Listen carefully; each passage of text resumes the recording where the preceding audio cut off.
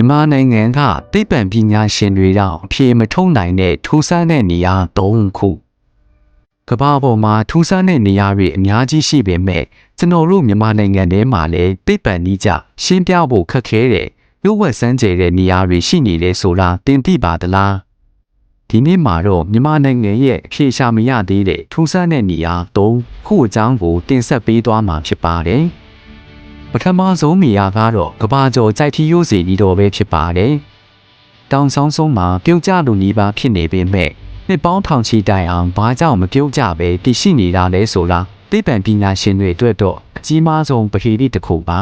။ကျောက်တုံးကြီးနဲ့အောက်ခံကျောက်တောင်ကြားမှာဟာကွဲရှိနေပြီးမိတရင်တောင်တိတိတတ်တာလှုပ်ခတ်နေတာကိုတွေ့ရပါတယ်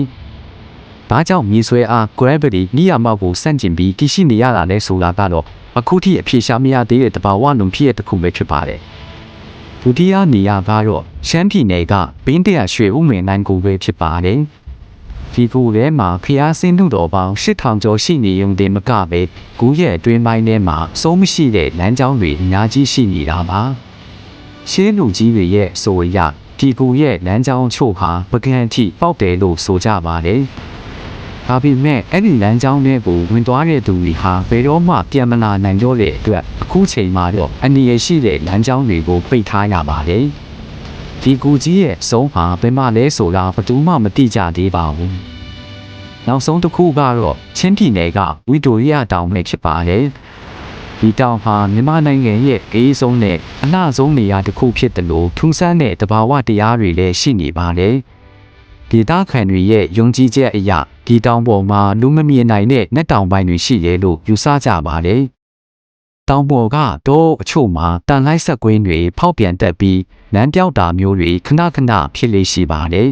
။သိပ္ပံပညာရှင်တွေကတော့ဒါဟာတထုတက်တွေအကြောင်းကိုပြောကြပေမဲ့တကယ်တမ်းဘာကြောင့်အဲ့ဒီနေရာတွေမှာပခေတိဆန်တဲ့ဖြစ်ပျက်တွေဖြစ်နေရတာလဲဆိုတာကိုတော့အခုထိအတိအကျရှင်းမပြနိုင်သေးပါဘူး။နောက်ဆုံးတစ်ခုအနေနဲ့ကတော့မြန်မာနိုင်ငံအလဲပိုင်းကထူးဆန်းအံ့ဩဖွယ်ရာပုတ်ပါတောင်ကလပ်ပဲဖြစ်ပါတယ်။ဒီတောင်ဟာလွန်ခဲ့တဲ့နှစ်ပေါင်းများစွာကလေးကရင်တက်သွားတဲ့မီးတောင်အောင်တစ်ခုပေါ်မှာတည်ရှိနေတာပါ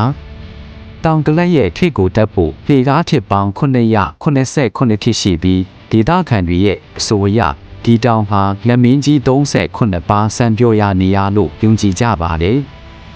ပုတ်ပါတောင်ရဲ့ထူးခြားချက်ကတော့ပဝင်းကျင်တစ်ခုလုံး6သွင်းနေချိန်မှာတောင်ဒီတောင်ပေါ်မှာတော့အမြဲတမ်းစိမ့်နှမ်းဆိုပြီးနေတာပါပဲ။ဒါအပြင်ဒီတောင်ဟာဝိစာစောကြီးတွေနဲ့ဆေးဖတ်ဝင်အပေများစွာရှိတဲ့ပြိုးဝက်စမ်းကျယ်တဲ့နေရာတစ်ခုဖြစ်နေတမိုင်းတစ်လျှောက်ကြောကြားခဲ့ပါလေ။မြန်မာနိုင်ငံရဲ့ဒီလိုထူးဆန်းတဲ့နေရာတွေထဲမှာတင်တို့ကိုယ်တိုင်ရောက်ဖူးတာရှိလား။ဒါမှမဟုတ်တခြားထူးဆန်းတဲ့နေရာတွေအကြောင်းသိထားတာရှိရင်လည်း comment မှာမျှဝေပေးခဲ့ကြပါဦး။အခုလိုဘ ഹു တုဒဖြစ်ပွဲဗီဒီယိုလေးတွေကိုဆက်ကြည့်နေနေဆိုရင်တော့ like နဲ့ subscribe လုပ်ထားဖို့မမေ့ပါနဲ့ဦးခင်ဗျာအားလုံးကိုကျေးဇူးတင်ပါတယ်။